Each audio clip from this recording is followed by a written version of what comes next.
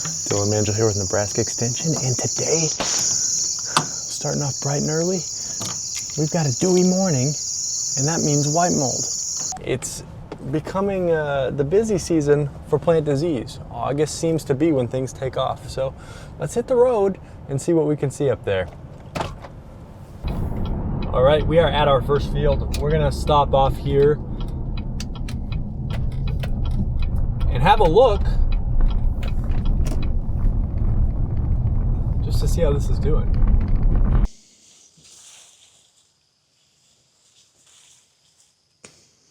It's wet. This field is looking good. It's really tall beans. They're standing up strong. I don't see any major disease issues. There's some Japanese beetles here. There's some bacterial blight. I don't see any white mold. I didn't expect to see any white mold, but we do see a lot of unrelated mushrooms. Overall, good field, no major problems yet. Okay, we're just north of Schuyler, and we're gonna head north up towards Norfolk now. Okay, we're getting near this second field. I've seen some sour patches in the fields around us on the way up here. It gets a lot hillier here. So here's that field. You can see this dead patch out here. I'm not sure why, but there is some white mold in there. Under the canopy though, not much of the plants have white mold, and you can see there's this orange exudate that's on many of the stems. It's all over the place, and I don't know what's causing it. It's really dark. It's like high C orange. It'll stain your skin if you touch it. But there is white mold in here that's nearby all of these.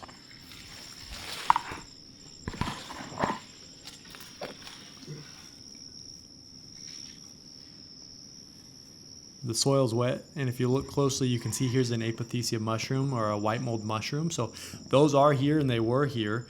That's still making spores, but the plants aren't susceptible anymore, so it's not going to do much of anything at all. Here's that clump of dirt holding that mushroom that I've just picked up.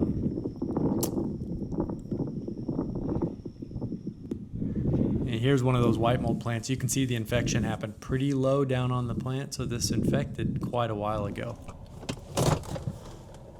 Okay, well there was some white mold at that field. I'm gonna do a breakdown once I get down the road a little ways. There was maybe some other stuff going on as well with orange plants. Orange exudate on plants as they started to die. So we'll pull those apart, we'll look closer. I'm gonna get those back to the lab and we'll see what we can see under the microscope as well.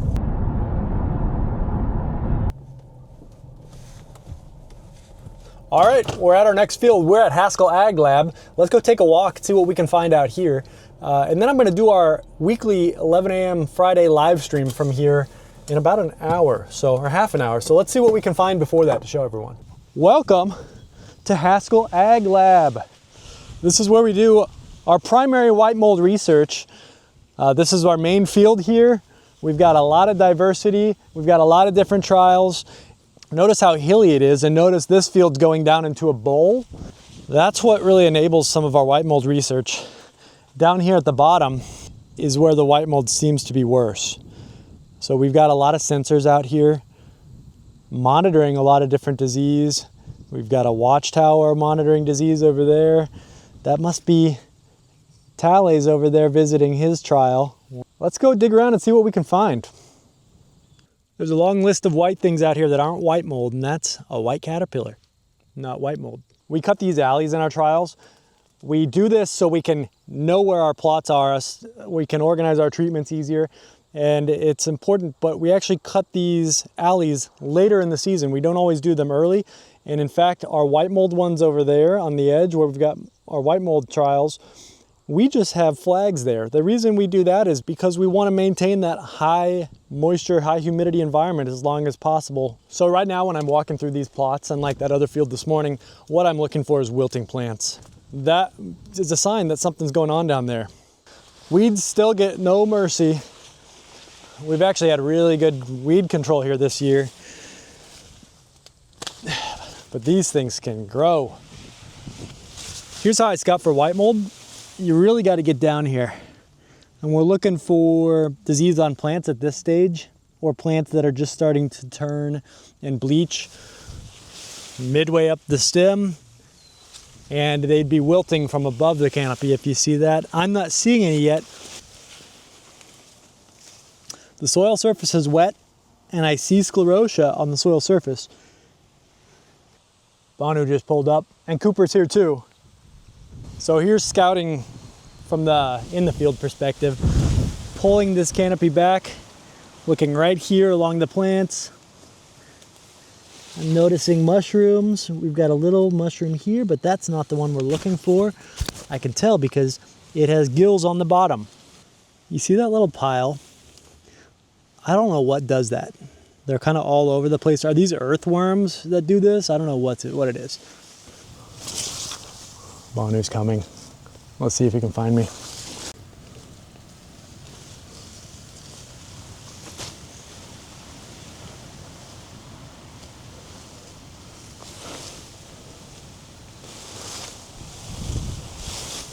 I'm looking for white mold, also trying to rate some FLS in a couple of trials. Where's the frog eye in this field?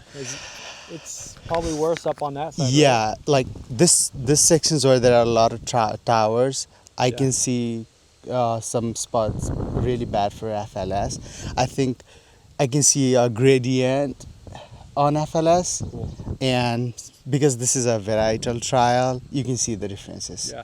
Will you show me a frog eye spot real quick? Yeah, sure. Yeah, they're coming up. Tally showed me some from his field just a minute ago. Well, I'm going to go up and do the 11 o'clock live stream now, and then I'll come back and look around some more. Okay. Yeah, and so one of the things is soybean cyst nematode is kind of a hidden pathogen, kind of a sneaky lurker that kind of just steals yield without really showing any symptoms. Yeah, soybean cyst nematode is definitely a sneaky lurker that's been lurking its way across the state since 1986. All right, I just finished that live stream, and I just want to pause and show you guys what I showed on the live stream real quick. The first thing I showed is white mold. This is a plant. You can see full plant. Notice the infection is down here. This is the only area of infection that we see. Right in the middle of that is the node where it was infected. It's only going to infect through flowers, so there had to be a flower here. Now, when was there a flower on that part of the plant? A month ago. So it was a whole month ago when this got infected, and we're just seeing it now. That's going to continue to spread, and that's on the main stem. So it's going to, this whole plant was wilted already, but it's going to kill that main stem. It'll grow down and then kill all these branches too. That plant is a total loss. The other thing we've got here though is frog eye leaf spot. And let me just pull one of these off. This is on the top of that plant, the uppermost leaves. And you can see, maybe I'll turn this so this is backlit and I'll hold that up. Can you see those backlit spots? That's frog eye leaf spot. Remember, your leaf is a solar panel just collecting energy and putting it into that seed. So when you lose that little bit of area, just like when a bird comes and poops on your solar panel, you're not making as much power anymore. This isn't either. And this is a polycyclic pathogen, meaning this spot's gonna land and grow and make spores, and those are gonna move and land and grow and make spores. So if you get the right conditions for long enough time, this can spread and cover a whole leaf. Okay, we found some apothecia in one of our trials. So here it is. We found more with some sclerotia, but we got this one. They're small. Yeah. They're really small. What's in your bag, Cooper? Just some leaves with FLS lesions. I saw some FLS. One of the row that I saw had almost 95% incidence. So one of those varieties is more susceptible? Yeah. That's a lot of FLS up there. Well, I'm gonna head back. I'm leaving Haskell. Gonna go south. We've got a few more sites. I'll see if I can stop and find one. And then we're gonna get back to the clinic, take those samples back so we can start to look at them. They're easiest to diagnose and work on when they're fresh. If they sit around in a bag all day or dry out, it's a lot harder. All right, down the road.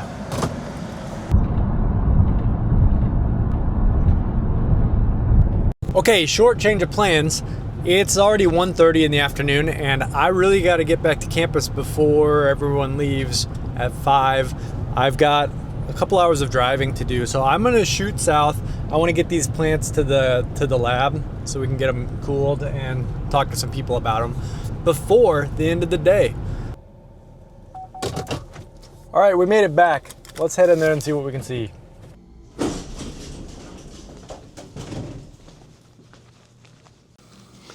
All right, back in the lab and out of the bag, here's some of those samples from today.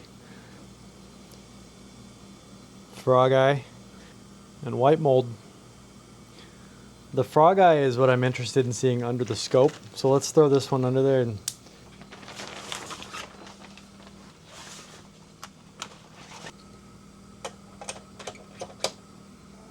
so this is what a frog eye leaf spot looks like under the scope.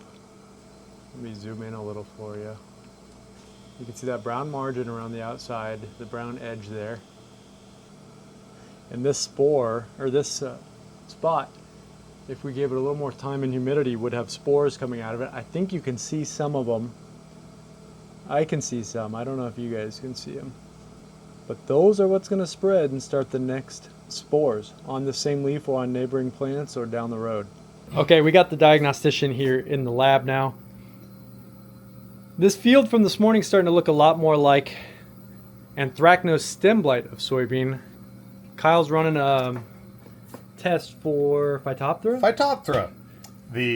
We have staining on the base of the plant from moving from the soil line up, and we can more or less follow this staining up these petioles and stems and branches all the way to the top where we're seeing some of this symptomology.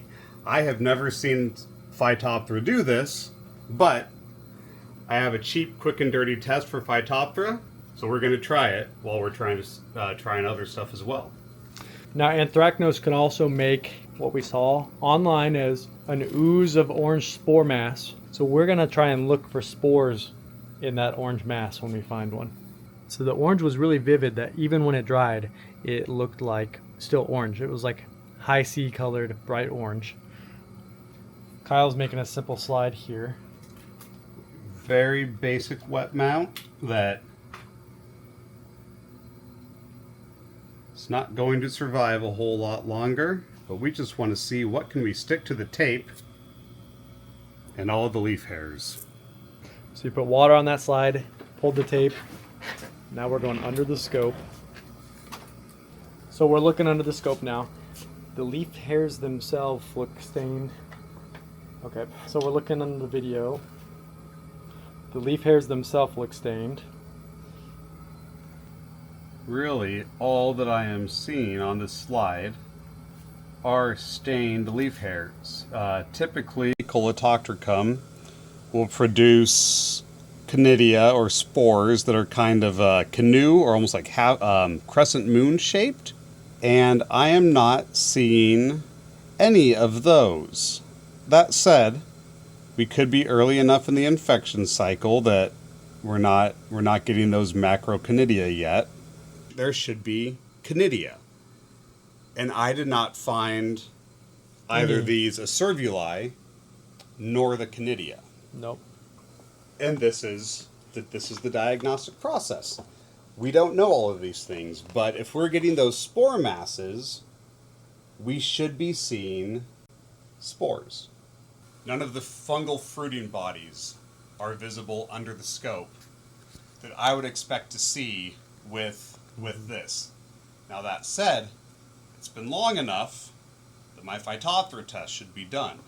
Let's see it.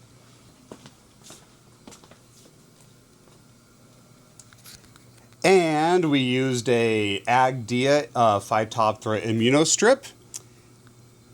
And we have our control line, which showed up.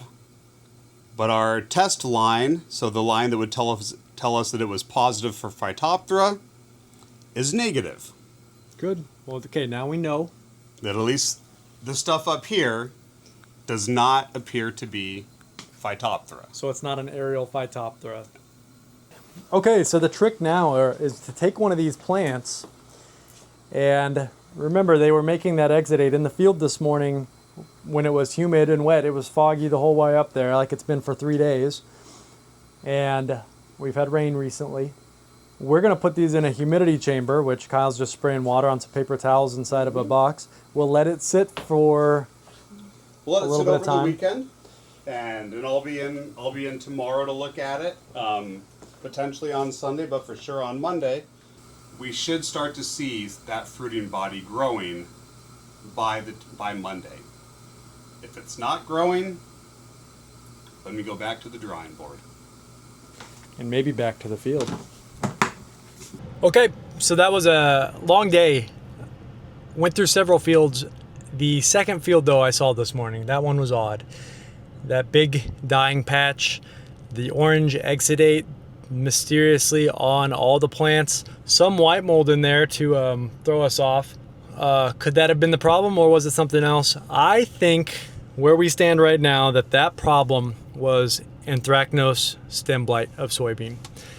I saw that publication about it last year, and the one thing that caught my eye about it when I was in the field was that Shepard's crooking. The top of the plant was necrotic and laying over, limp even in the morning. I thought white mold plants would have had a chance to take up water overnight, rebuild some turgor, and not been laying over. In this case, they were.